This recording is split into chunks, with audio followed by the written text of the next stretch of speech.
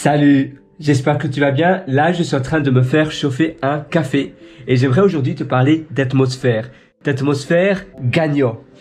En effet, on veut tous vivre et se trouver dans une atmosphère, dans un endroit que l'on aime et qui nous inspire, qui nous donne des idées, qui nous stimule. Parce que l'environnement est tellement important. Et d'ailleurs, c'est pour cette raison que j'en parle tellement de cela. Et d'ailleurs, ça m'a même amené à créer ma propre formation qui s'appelle Intérieur qui propulse, qui est 100% sur ce sujet. D'ailleurs, si ça t'intéresse, tu as un lien en dessous en description pour aller plus loin dans mon atelier Intérieur qui propulse. Mais c'est un sujet tellement important pour moi parce que je vois tellement de gens qui perdent leur temps à faire des choses en se forçant, mais simplement parce que leur environnement n'est pas en équation avec eux, avec la personne qu'ils veulent être. Ils ont du mal. C'est un peu comme quand tu rames à contre-courant. C'est dur. Et quand je parle d'environnement, c'est pas spécialement l'environnement à l'intérieur, c'est tout. L'environnement, c'est beaucoup plus large que cela. D'accord? Avoir un environnement à l'intérieur qui propulse, qui incite à la productivité, qui incite à ce que toi tu veux faire, c'est encore mieux. Mais les gens, le pays, le gouvernement, les lois, les choses qui sont mises en place, tout ce qui t'entoure, même les magasins, les business, l'heure d'ouverture des business et autres, tout ça, eh bien, ça va induire à ton succès. Ça va jouer à ton succès. Parce que si tu aimes bien aller dans des cafés pour travailler sur ton laptop, moi, au Canada, par exemple, à Vancouver, je faisais cela énormément. Et tu as des cafés qui sont ouverts 24 heures sur 24. D'ailleurs, j'allais souvent au café Breka ou Blends. Eh bien, c'est chouette parce que Blends, Breka, il y en a certains qui sont ouverts 24 heures sur 24 et je restais avec mon ordinateur toute la nuit. Ou bien, quand j'avais envie, je me réveillais à 3 heures du matin, je sortais de chez moi et j'y allais. Dans des pays où tout est mort à partir de 17h, où tout est fermé à partir de 17h, où tout le monde reste chez eux, où créer peut-être une entreprise n'est pas du tout chose courante ou même mal vue. Si toi tu veux faire cela, alors ça va être plus dur. Si tu veux pas faire cela, peut-être tant mieux parce que peut-être que tu veux faire autre chose et l'environnement où tu te trouves est en adéquation avec toi. Mais il faut d'abord se dire qui est-ce que je veux devenir? Quelle est la personne que moi je veux être? Et à partir de cela, ça va te donner des indications, des indices pour savoir, d'accord, qu'est-ce que je dois faire, qu'est-ce que je dois changer, qu'est-ce que je dois mettre en place pour pouvoir, eh bien, avoir mon environnement qui me parle, mon environnement qui aille en ma faveur, qui aille de mon côté. Et non pas l'inverse où tu as l'environnement qui est toujours à contre-courant, tu as l'impression que tu as beau faire tout ce que tu dois faire, c'est jamais assez. Et il y a des gens, mettons en France, il y a beaucoup d'entrepreneurs qui disent, regardez un peu comme Free avec Xavier Niel, qui disent, regardez, c'est possible de réussir en France, moi j'ai réussi. Peut-être, oui, c'est possible, mais est-ce que si Xavier Niel avait été dans un autre pays où l'entrepreneuriat est beaucoup mieux ou beaucoup plus mis en avant, il aurait peut-être dû utiliser des hacks et des manières différentes de la culture du pays, de la manière dont c'est facilité, mais peut-être qu'il aurait réussi beaucoup plus rapidement et peut-être encore beaucoup mieux peut-être. Parce que Xavier Niel, il est connu en France, très connu en France, mais est-ce qu'il est connu mondialement comme Elon Musk ou bien comme Bill Gates ou bien comme Jeff Bezos ou bien comme Mark Zuckerberg? Non. C'est pas le cas. Il n'est pas connu mondialement. S'il était né aux États-Unis, peut-être qu'il aurait été connu mondialement. Donc, Xavier Niel, à l'échelle de la France, il est très doué. À l'échelle mondiale, il n'est pas doué. Parce que, je le vois bien d'ailleurs. Je suis en Australie, je parle de Xavier Niel, personne ne le connaît. Je vais aux États-Unis, je parle de Xavier Niel, il y en a très peu qui le connaissent. Par contre, si je vais partout dans le monde et que je parle de Mark Zuckerberg, de Jeff Bezos, de Elon Musk, de Bill Gates, tout le monde les connaît. Voilà. C'est simplement, c'est une échelle encore au-dessus, tu vois. Et d'accord, on peut réussir dans un pays, mais d'une manière limitée. Il faut travailler beaucoup plus, c'est plus lent, c'est plus dur. C'est comme quand tu rames à contre-courant, tu peux avancer à contre-courant, mais c'est beaucoup plus dur et tu vas devoir donner beaucoup plus d'efforts. Et c'est pour cela que être dans un environnement qui est dans ton sens, eh bien, c'est beaucoup plus rapide pour toi d'aller du point A au point B, d'accord? Tu peux réussir dans un environnement qui est contre toi, mais à nouveau, c'est comme ramer à contre-courant. C'est la même chose. Donc, c'est ça que je t'incite à penser et à réfléchir. Tiens, qu'est-ce que je peux faire, moi, pour changer, pour mettre, pour comme le démarrage de mes tâches n'ait plus de friction au démarrage, pour que ça soit plus simple, plus facile, et pour que je ne me dise pas, oh, il faut encore que je fasse cela, oh, c'est dur, oh, c'est douloureux, oh, j'ai pas envie.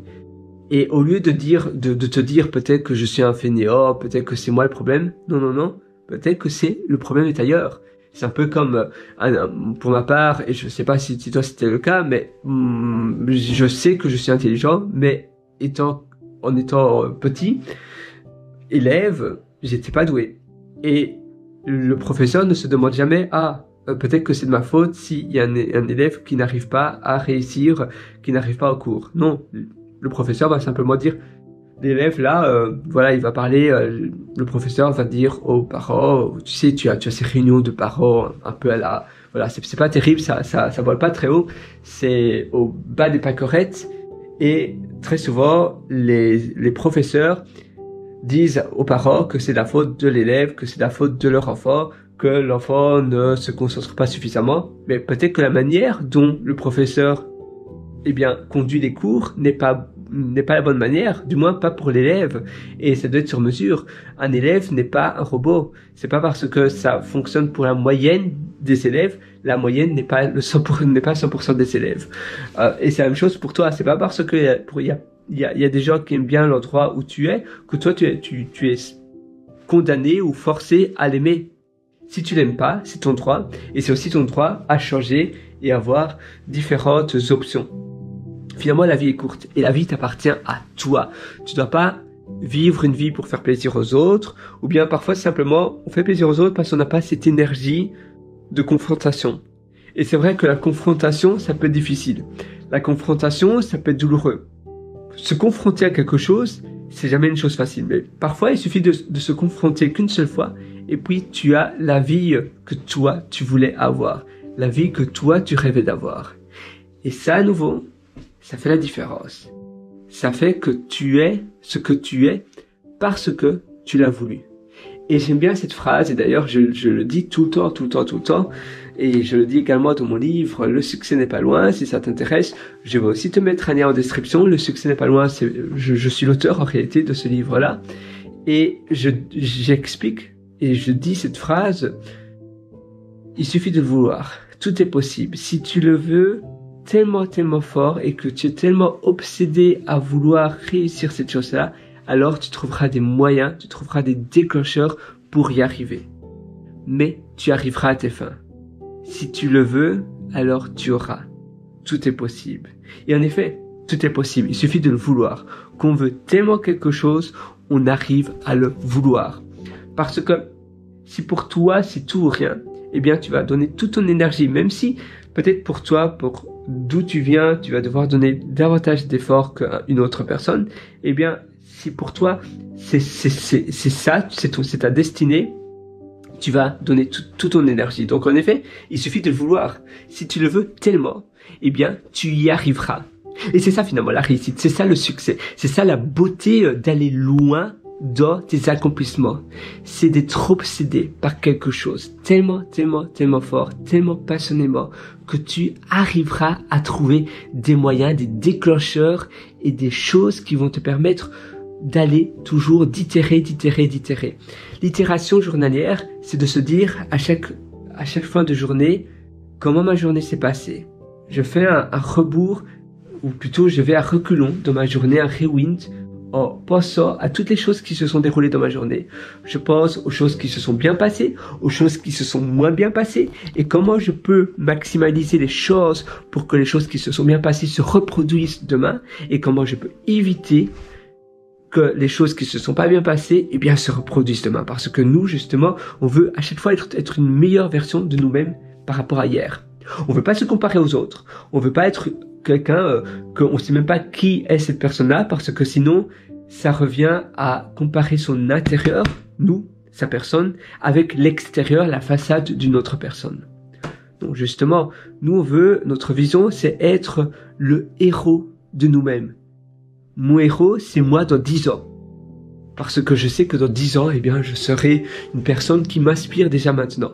Évidemment, je serai jamais mon héros dans 10 ans parce que mon héros avance en même temps que moi. C'est-à-dire que dans 10 ans, mon héros sera 10 ans au-delà. Et 10 ans au-delà, mon héros sera 10 ans au-dessus.